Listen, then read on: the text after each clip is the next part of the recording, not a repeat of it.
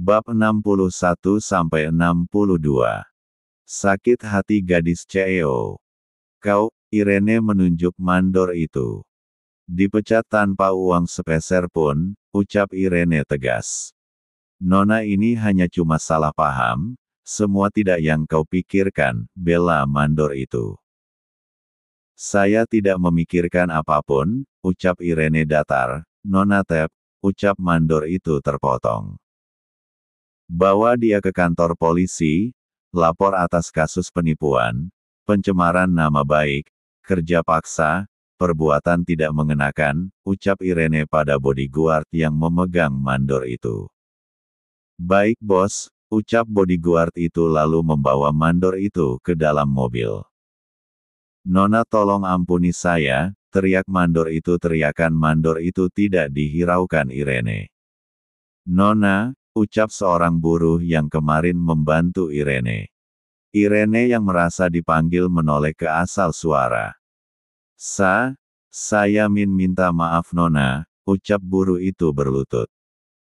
Minta maaf untuk apa? Tanya Irene heran. Saya kemarin sempat menjelekkan Nona, ucap buruh itu dengan wajah menyesal. Berdiri, tegas Irene.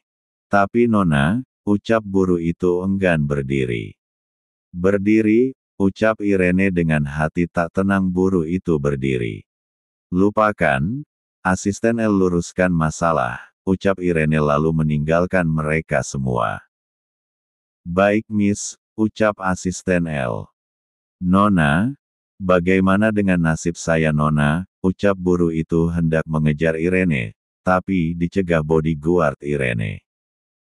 Nona, panggil buruh itu menitikkan air mata. Ia takut jika ia dipecat. Bisa kembali ke tempatmu, ucap asisten L datar. Tapi bagaimana nasibku? Ucap buruh itu mengusap air matanya.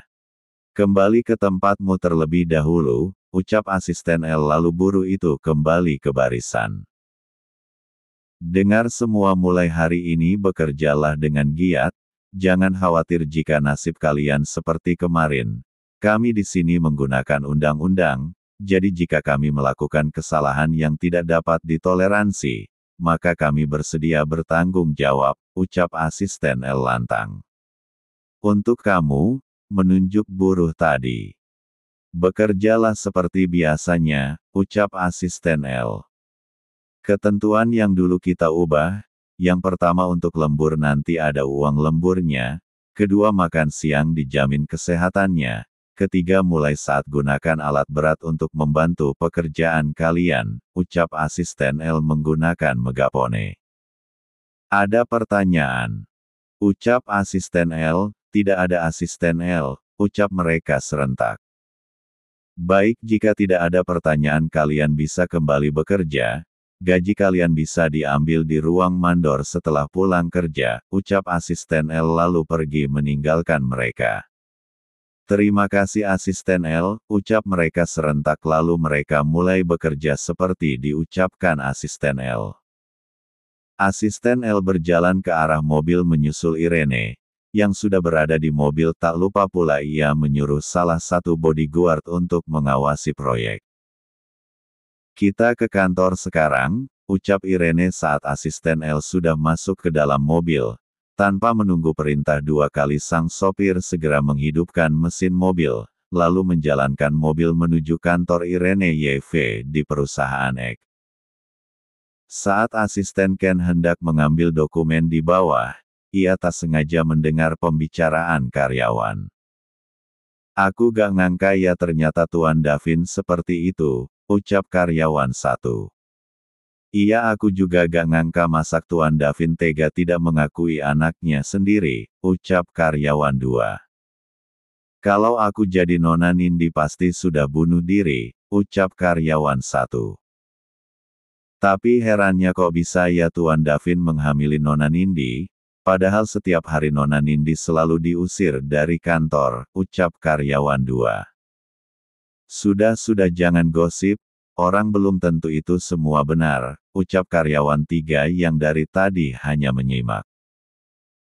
Mereka pun membubarkan diri, Asisten Ken yang mendengarnya pun sontak kaget, dan ia berpikir Nindi sedang berbohong. Lalu asisten Ken berjalan secepat mungkin menuju ruangan Davin. Sampai di sana ia mendengar suara Davin yang marah. Bab 62.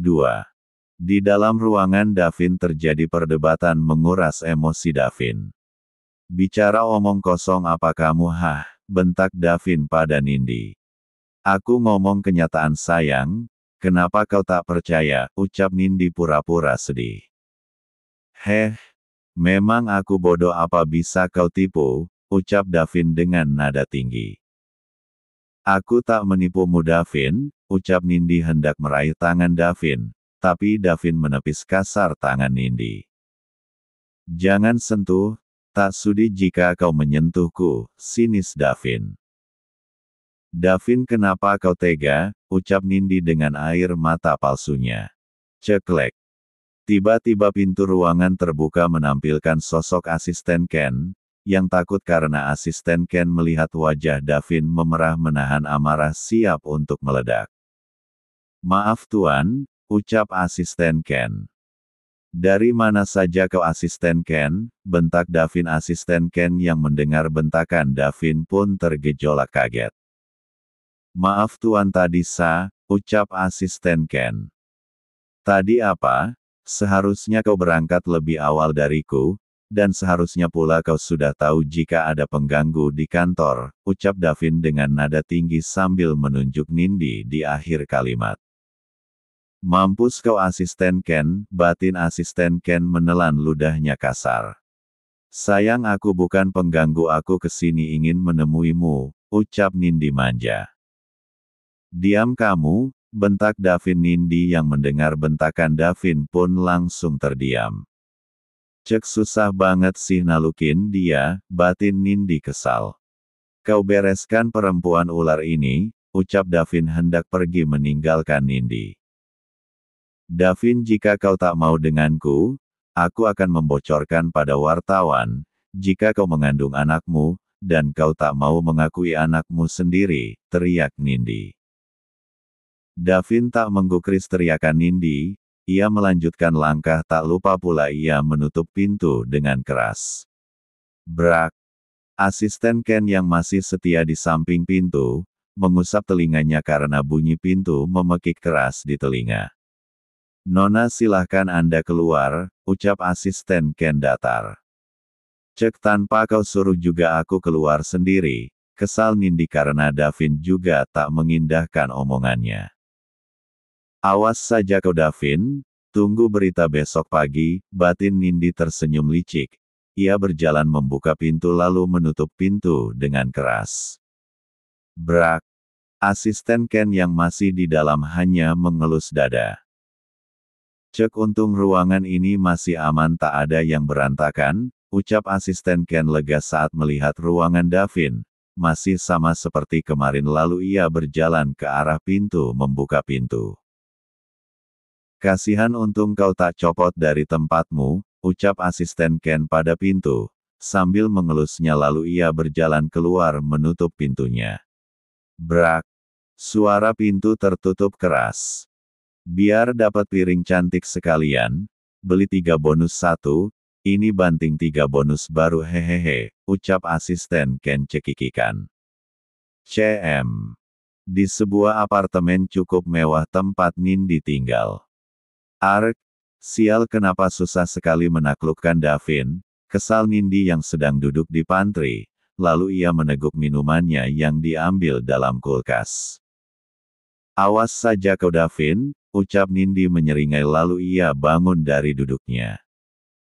Berjalan menuju ruang tamu, mengambil ponsel di dalam tasnya lalu ia menekan nomor seseorang. Tut. Halo Bi, ucap orang seberang sana. Aku butuh bantuanmu, ucap Nindi menyeringai. Bantuin apa Bi, ucap orang itu. Buatkan aku surat bahwa aku hamil, dan surat tes DNA bahwa anak itu anak Davin, ucap Nindi mendudukkan dirinya di atas sofa. What are you serious? Tanya orang itu terkejut. Iya, aku serius, kamu buatin sekarang, pokoknya besok pagi harus sudah ada dokumennya, ucap Nindi tersenyum. Davin CEO perusahaan Ekan. Ucap orang itu memastikan. Iya siapa lagi? Cepit buatin pokoknya, ucap Nindi. Mending jangan deh, gue takut terjadi apa-apa, ucap orang itu khawatir. Udah lo tenang aja, ucap Nindi santai. Tapi kalau ada apa-apa lo yang tanggung jawab ya, ucap orang itu. Tenang semua beres pokoknya, ucap Nindi tersenyum tipis. Ya udah ya gue tutup dulu, bye, ucap orang itu, bye, sambungan telepon berakhir. Tunggu saja kau akan jadi milikku Davin, batin Nindi menyeringai. Saat membayangkan esok hari pintu bel apartemen berbunyi. Nindi pun bergegas menuju pintu lalu membukanya. Hai sayang aku kangen sama kamu, ucap orang itu memeluk Nindi. Aku juga merindukanmu Bram, ucap Nindi membalas pelukan Bram, kebetulan banget ada dia, batin Nindi. Sayang aku butuh kamu, ucap Bram dengan wajah penuh empati. Nindi tersenyum lalu ia menutup pintu apartemennya. Baiklah tapi aku punya satu permintaan buatmu, ucap Nindi menggoda. Apa itu sayang, ucap Bram mengendus-endus leher Nindi. Stop dulu Bram aku belum selesai ngomong, ucap Nindi kesal, karena dari tadi Bram terus saja ingin menciumnya. Iya sayang, mau ngomong apa, ucap Bram membelai wajah Nindi. Aku mau kau pinjamkan aku stasiun televisi milikmu besok, ucap Nindi membelai rambut Bram. Buat apa sayang? Tanya Bram heran. Nanti juga kau tahu, kamu pinjamin enggak kalau enggak kamu pulang sekarang, ucap Nindi merajuk. Jangan dong sayang, iya apapun kulakukan untukmu, ucap Bram tersenyum. Jadi kita bisa mulai sekarang, ucap Bram mulai berempati kembali. Nindi pun tersenyum lalu menganggukkan kepalanya, kemudian mereka melakukan hal terlarang di dalam apartemen Nindi.